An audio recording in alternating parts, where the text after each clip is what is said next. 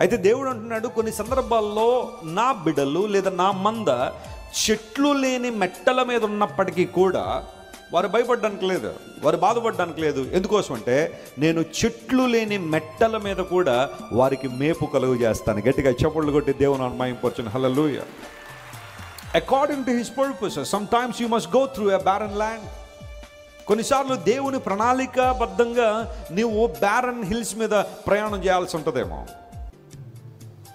నాకు ఇది లేదు అనే అవసరత గుండా నువ్వు ప్రయాణం చేయాల్సి వస్తుందేమో.